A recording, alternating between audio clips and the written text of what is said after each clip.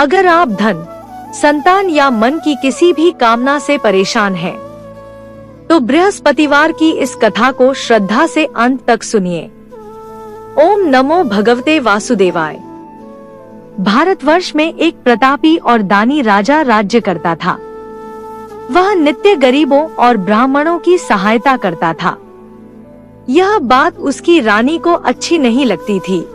वह न ही गरीबों को दान देती, न ही भगवान का पूजन करती थी और राजा को भी दान देने से मना किया करती थी।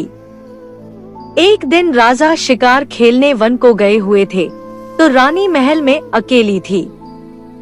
उसी समय बृहस्पतिदेव साधु वेश में राजा के महल में भिक्षा के लिए गए और भिक्षा मांगी। रानी ने भिक्षा देने से इनकार किया और कहा, हे साधु महाराज, मैं तो दान पुण्य से तंग आ गई हूँ। मेरा पति सारा धन लुटाते रहते हैं। मेरी इच्छा है कि हमारा धन नष्ट हो जाए, फिर न रहेगा बांस, न बजेगी बांसुरी। साधु ने कहा, देवी तुम तो बड़ी विचित्र हो। धन, संतान तो सभी चाहते हैं। पुत्र और लक्ष्मी तो पापी के घर भी होने चाहिए। यदि तुम्हारे पास अधिक धन है तो भूखों को भोजन दो, प्यासों के लिए प्याऊ बनवाओ, मुसाफिरों के लिए धर्मशालाएं खुलवाओ। जो निर्धन अपनी कुंवारी कन्याओं का विवाह नहीं कर सकते, उनका विवाह करा दो। ऐसे और कई काम हैं जिनके करने से तुम्हारा यश लोक परलोक में फैलेगा। परंतु रानी पर उपदेश का कोई प्रभाव न पड़ा। वह बोली, महाराज आप मुझे कुछ न समझाएं। मैं ऐसा धन नहीं चाहती जो हर जगह बांटती फिरूं। साधु ने उत्तर दिया, यदि तुम्हारी ऐसी इच्छा है तो तथास्तु। तुम ऐसा करना कि बृहस्पतिवार को घर लीपकर पीली मिट्टी से अपना सिर धोकर स्नान करना, भट्टी चढ़ाकर कपड़े धोना। ऐसा करने से आपका सारा धन नष्ट हो जाएगा। इतना कहकर वह साधु महाराज वहां से आलोक हो गए। साधु के अनुसार कही बातों को पूरा करते हुए रानी को केवल 3 बृहस्पतिवार ही बीते थे कि उसकी समस्त धन संपत्ति नष्ट हो गई। भोजन के लिए राजा का परिवार तरसने लगा। तब एक दिन राजा ने रानी से बोला कि हे रानी, तुम यहीं रहो, मैं दूसरे देश को जाता हूँ, क्योंकि यहाँ पर सभी लोग मुझे जानते हैं, इसलिए मैं कोई छोटा कार्य नहीं कर सकता। ऐसा कहकर राजा परदेश चला गया। वहाँ वह जंगल से लकड़ी काट कर लाता और शहर में बेचता। इस तरह वह अपना जीवन व्यतीत करने लगा। इधर राजा के परदेश जाते ही रानी और दासी दुखी रहने लगी। एक बार जब रानी और दासी को 7 दिन तक बिना भोजन के रहना पड़ा, तो रानी ने अपनी दासी से कहा, हे दासी, पास ही के नगर में मेरी बहन रहती है। वह बड़ी धनवान है। तू उसके पास जा और कुछ ले आ, ताकि थोड़ी बहुत गुजर बसर हो जाए। दासी रानी की बहन के पास गई। उस दिन गुरुवार था और रानी की बहन उस समय बृहस्पतिवार व्रत की कथा सुन रही थी। दासी ने रानी की बहन को अपनी रानी का संदेश दिया, लेकिन रानी की बड़ी बहन ने कोई उत्तर नहीं दिया। जब दासी को रानी की बहन से कोई उत्तर नहीं मिला तो वह बहुत दुखी हुई और उसे क्रोध भी आया। दासी ने वापस आकर रानी को सारी बात बता दी। सुनकर रानी ने अपने भाग्य को कोसा। उधर रानी की बहन ने सोचा कि मेरी बहन की दासी आई थी, परंतु मैं उससे नहीं बोली, इससे वह बहुत दुखी हुई होगी। कथा सुनकर और पूजन समाप्त करके वह अपनी बहन के घर आई और कहने लगी, हे बहन, मैं बृहस्पतिवार का व्रत कर रही थी। तुम्हारी दासी मेरे घर आई थी, परंतु जब तक कथा होती है तब तक न तो उठते हैं और न ही बोलते हैं, इसलिए मैं नहीं बोली। कहो दासी क्यों गई थी? रानी बोली, बहन तुमसे क्या छिपाऊं, हमारे घर में खाने तक को अनाज नहीं था। ऐसा कहते कहते रानी की आंखें भर आई। उसने दासी समेत पिछले 7 दिनों से भूखे रहने तक की बात अपनी बहन को विस्तार पूर्वक सुना दी। रानी की बहन बोली, देखो बहन, भगवान बृहस्पति देव सबकी मनोकामना को पूर्ण करते हैं। देखो, शायद तुम्हारे घर में अनाज रखा हो। पहले तो रानी को विश्वास नहीं हुआ, पर बहन के आग्रह करने पर उसने अपनी दासी को अंदर भेजा तो उसे सचमुच अनाज से भरा एक घड़ा मिल गया। यह देखकर दासी को बड़ी हैरानी हुई। दासी रानी से कहने लगी, हे रानी, जब हमको भोजन नहीं मिलता तो हम व्रत ही तो करते हैं, इसलिए क्यों न इनसे व्रत और कथा की विधि पूछ ली जाए ताकि हम भी व्रत कर सकें। तब रानी ने अपनी बहन से बृहस्पतिवार व्रत के बारे में पूछा। भक्तों, यदि आप इस कथा को श्रद्धा पूर्वक सुन रहे हैं तो अपने मन में भगवान बृहस्पति का स्मरण करें। उसकी बहन ने बताया, बृहस्पतिवार के व्रत में चने की दाल और मुनक्का से विष्णु भगवान का केले की जड़ में पूजन करें तथा दीपक जलाएं, व्रत कथा सुने और पीला भोजन ही करें। इससे बृहस्पति देव प्रसन्न होते हैं। व्रत और पूजन विधि बताकर रानी की बहन अपने घर को लौट गई। 7 दिन के बाद जब गुरुवार आया तो रानी और दासी ने व्रत रखा। घुड़साल में जाकर चना और गुड़ लेकर आईं। फिर उससे केले की जड़ तथा विष्णु भगवान का पूजन किया। अब पीला भोजन कहाँ से आए, इस बात को लेकर दोनों बहुत दुखी थे। चूंकि उन्होंने व्रत रखा था, इसलिए बृहस्पति देव उनसे प्रसन्न थे। इसलिए वे एक साधारण व्यक्ति का रूप धारण कर 2 थालों में सुंदर पीला भोजन दासी को दे गए। भोजन पाकर दासी प्रसन्न हुई और फिर रानी के साथ मिलकर भोजन ग्रहण किया। उसके बाद वे सभी गुरुवार को व्रत और पूजन करने लगी।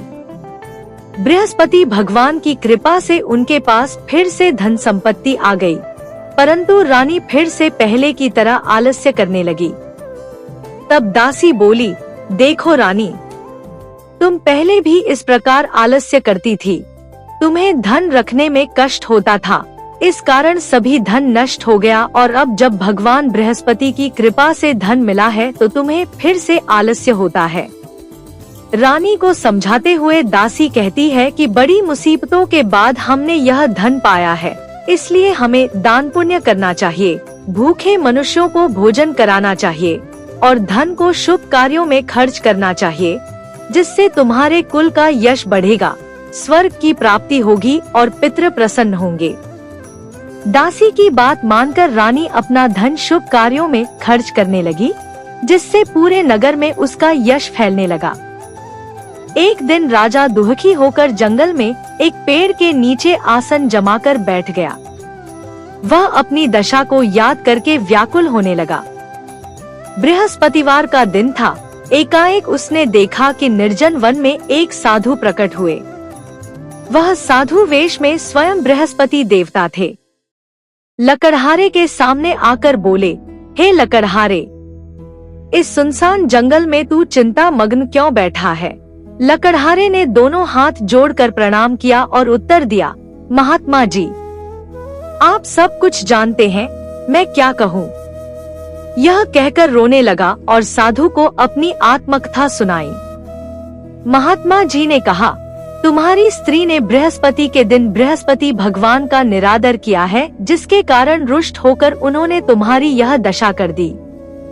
अब तुम चिंता को दूर करके मेरे कहने पर चलो तो तुम्हारे सब कष्ट दूर हो जाएंगे और भगवान पहले से भी अधिक संपत्ति देंगे। तुम बृहस्पति के दिन कथा किया करो। 2 पैसे के चने मुनक्का लाकर उसका प्रसाद बनाओ और शुद्ध जल से लोटे में शक्कर मिलाकर अमृत तैयार करो। कथा के पश्चात अपने सारे परिवार और सुनने वाले प्रेमियों में अमृत व प्रसाद बांटकर आप भी ग्रहण करो। ऐसा करने से भगवान तुम्हारी सब मनोकामनाएं पूरी करेंगे। साधु के ऐसे वचन सुनकर लकड़हारा बोला, हे प्रभु, मुझे लकड़ी बेचकर इतना पैसा नहीं मिलता जिससे भोजन के उपरांत कुछ बचा सकूं। मैंने रात्रि में अपनी स्त्री को व्याकुल देखा है। मेरे पास कुछ भी नहीं जिससे मैं उसकी खबर मंगा सकूं। साधु ने कहा, हे लकड़हारे, तुम किसी बात की चिंता मत करो। बृहस्पति के दिन तुम रोजाना की तरह लकड़ियां लेकर शहर को जाओ। तुमको रोज से दुगुना धन प्राप्त होगा, जिससे तुम भली भांति भोजन कर लोगे तथा बृहस्पति देव की पूजा का सामान भी आ जाएगा। इतना कहकर साधु अंतर्ध्यान हो गए। धीरे धीरे समय व्यतीत होने पर फिर वही बृहस्पतिवार का दिन आया। लकड़हारा जंगल से लकड़ी काटकर किसी शहर में बेचने गया। उसे उस दिन और दिन से अधिक पैसा मिला। राजा ने चना गुड़ आदि लाकर गुरुवार का व्रत किया। उस दिन से उसके सभी क्लेश दूर हुए, परंतु जब दोबारा गुरुवार का दिन आया तो बृहस्पतिवार का व्रत करना भूल गया। इस कारण बृहस्पति भगवान नाराज हो गए। उस दिन उस नगर के राजा ने विशाल यज्ञ का आयोजन किया तथा शहर में यह घोषणा करा दी कि कोई भी मनुष्य अपने घर में भोजन न बनावे, न आग जलावे, समस्त जनता मेरे यहाँ भोजन करने आवे। इस आज्ञा को जो न मानेगा उसे फांसी की सजा दी जाएगी। इस तरह की घोषणा संपूर्ण नगर में करवा दी गई। राजा की आज्ञानुसार शहर के सभी लोग भोजन करने गए, लेकिन लकड़हारा कुछ देर से पहुंचा, इसलिए राजा उसको अपने साथ घर ले गए और ले जाकर भोजन करा रहे थे तो रानी की दृष्टि उस खूंटी पर पड़ी जिस पर उसका हार लटका हुआ था। वह वहां पर दिखाई नहीं दिया। रानी ने निश्चय किया कि मेरा हार इस मनुष्य ने चुरा लिया है। उसी समय सिपाहियों को बुलाकर उसको कारागार में डलवा दिया। जब लकड़हारा कारागार में पड़ गया और बहुत दुखी होकर विचार करने लगा कि न जाने कौन से पूर्व जन्म के कर्म से मुझे यह दुख प्राप्त हुआ है, और उसी साधु को याद करने लगा जो कि जंगल में मिला था।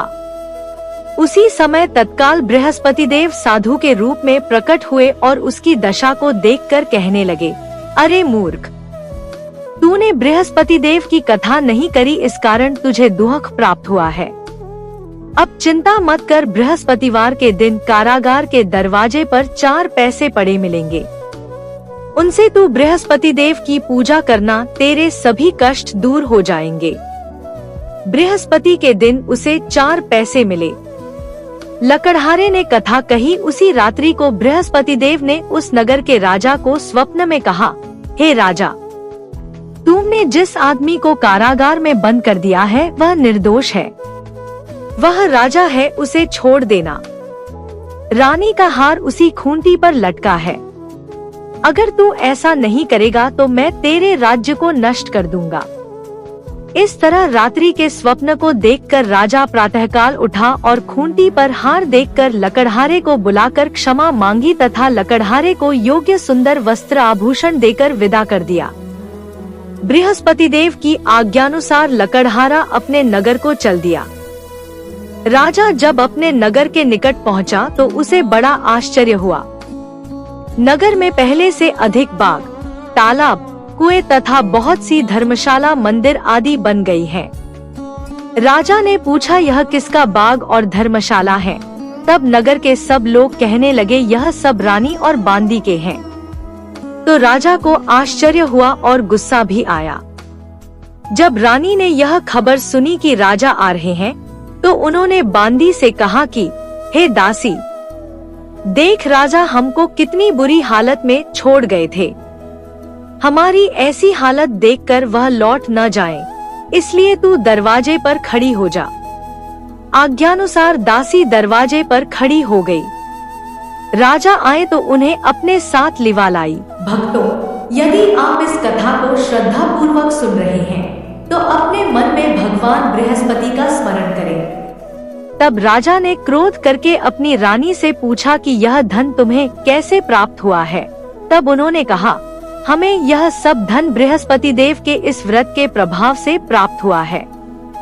राजा ने निश्चय किया कि 7 रोज बाद तो सभी बृहस्पति देव का पूजन करते हैं, परंतु मैं प्रतिदिन दिन में 3 बार कहानी तथा रोज व्रत किया करूँगा। अब हर समय राजा के दुपट्टे में चने की दाल बंधी रहती तथा दिन में 3 बार कहानी कहता। एक रोज राजा ने विचार किया कि चलो अपनी बहन के यहाँ हो आवे। इस तरह निश्चय कर राजा घोड़े पर सवार हो अपनी बहन के यहाँ को चलने लगा। मार्ग में उसने देखा कि कुछ आदमी एक मुर्दे को लिए जा रहे हैं। उन्हें रोककर राजा कहने लगा, अरे भाइयों, मेरी बृहस्पति देव की कथा सुन लो। वे बोले, लो, हमारा तो आदमी मर गया है, इसको अपनी कथा की पड़ी है। परंतु कुछ आदमी बोले, अच्छा कहो, हम तुम्हारी कथा भी सुनेंगे। राजा ने दाल निकाली और जब कथा आधी हुई थी कि मुर्दा हिलने लग गया और जब कथा समाप्त हो गई तो राम राम करके मनुष्य उठकर खड़ा हो गया। आगे मार्ग में उसे एक किसान खेत में हल चलाता मिला। राजा ने उसे देख और उससे बोले, अरे भैया, तुम मेरी बृहस्पतिवार की कथा सुन लो। किसान बोला, जब तक मैं तेरी कथा सुनूंगा तब तक 4 हरया जोत लूंगा। जा अपनी कथा किसी और को सुनाना। इस तरह राजा आगे चलने लगा। राजा के हटते ही बैल पछाड़ खाकर गिर गए तथा किसान के पेट में बड़ी जोर का दर्द होने लगा। उस समय उसकी माँ रोटी लेकर आई।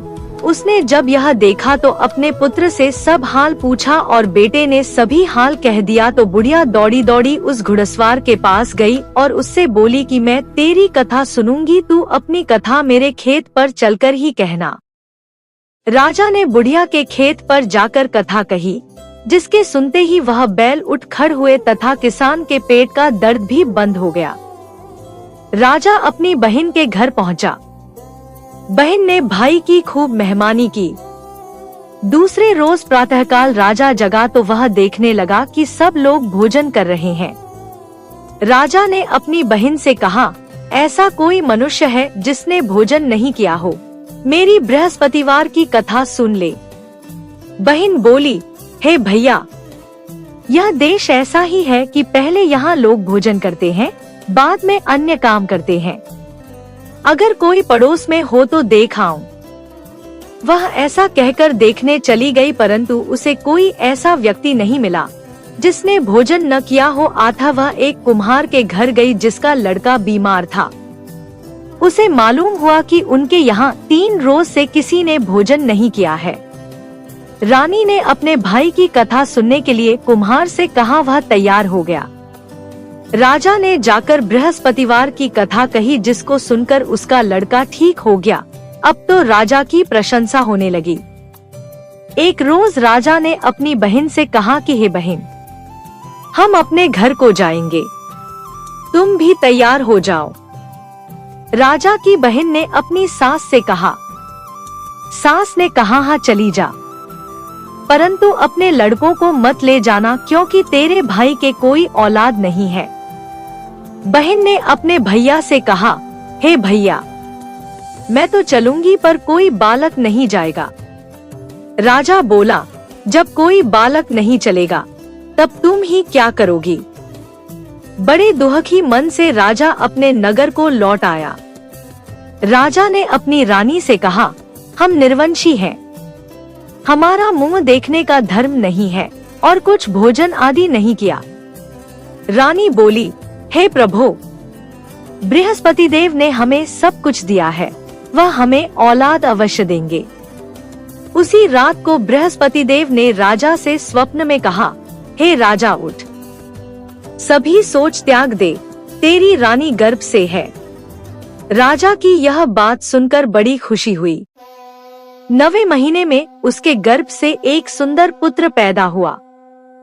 तब राजा बोला, हे रानी, स्त्री बिना भोजन के रह सकती है पर बिना कहे नहीं रह सकती। जब मेरी बहन आवे तुम उससे कुछ कहना मत। रानी ने सुनकर हाँ कर दिया। जब राजा की बहन ने यह शुभ समाचार सुना तो वह बहुत खुश हुई तथा बधाई लेकर अपने भाई के यहाँ आई। तभी रानी ने कहा, घोड़ा चढ़कर तो नहीं आई, गधा चढ़ी आई। राजा की बहन बोली, भाभी, मैं इस प्रकार न कहती तो तुम्हें औलाद कैसे मिलती। बृहस्पति देव ऐसे ही हैं, जैसी जिसके मन में कामनाएं हैं सभी को पूर्ण करते हैं। जो सद्भावना पूर्वक बृहस्पतिवार का व्रत करता है एवं कथा पढ़ता है, अथवा सुनता है, दूसरों को सुनाता है, बृहस्पति देव उसकी सभी मनोकामना पूर्ण करते हैं। भगवान बृहस्पति देव उसकी सदैव रक्षा करते हैं। संसार में जो मनुष्य सद्भावना से भगवान जी का पूजन व्रत सच्चे हृदय से करते हैं तो उनकी सभी मनोकामनाएं पूर्ण करते हैं। जैसी सच्ची भावना से रानी और राजा ने उनकी कथा का गुणगान किया तो उनकी सभी इच्छाएं बृहस्पति देव जी ने पूर्ण की थी। इसलिए पूर्ण कथा सुनने के बाद प्रसाद लेकर जाना चाहिए। हृदय से उसका मनन करते हुए जयकारा बोलना चाहिए। बोलो बृहस्पति देव की जय, भगवान विष्णु की जय। बृहस्पति देव की कथा। प्राचीन काल में एक ब्राह्मण रहता था। वह बहुत निर्धन था। उसके कोई संतान नहीं थी। उसकी स्त्री बहुत मलिनता के साथ रहती थी। वह स्नान न करती, किसी देवता का पूजन न करती। इससे ब्राह्मण देवता बड़े दुखी थे। बेचारे बहुत कुछ कहते थे किंतु उसका कुछ परिणाम न निकला। भगवान की कृपा से ब्राह्मण की स्त्री के कन्या रूपी रत्न पैदा हुआ। कन्या बड़ी होने पर प्रातः स्नान करके विष्णु भगवान का जाप व बृहस्पतिवार का व्रत करने लगी। अपने पूजन पाठ को समाप्त करके विद्यालय जाती तो अपनी मुट्ठी में जौ भर के ले जाती और पाठशाला के मार्ग में डालती जाती। तब ये जौ स्वर्ण के जो जाते लौटते समय उनको बीन कर घर ले आती थी। एक दिन वह बालिका सूप में उस सोने के जौ को फटक कर साफ कर रही थी कि उसके पिता ने देख लिया और कहा, हे बेटी, सोने के जौ के लिए सोने का सूप होना चाहिए। दूसरे दिन बृहस्पतिवार था। इस कन्या ने व्रत रखा और बृहस्पति देव से प्रार्थना करके कहा, मैंने आपकी पूजा सच्चे मन से की हो तो मेरे लिए सोने का सूप दे दो। बृहस्पति देव ने उसकी प्रार्थना स्वीकार कर ली। रोजाना की तरह वह कन्या जौ फैलाती हुई जाने लगी। जब लौटकर जौ बीन रही थी तो बृहस्पति देव की कृपा से सोने का सूप मिला। उसे वह घर ले आई और उसमें जौ साफ करने लगी, परंतु उसकी माँ का वही ढंग रहा। एक दिन की बात है कि वह कन्या सोने के सूप में जौ साफ कर रही थी। उस समय उस शहर का राजपुत्र वहाँ से होकर निकला।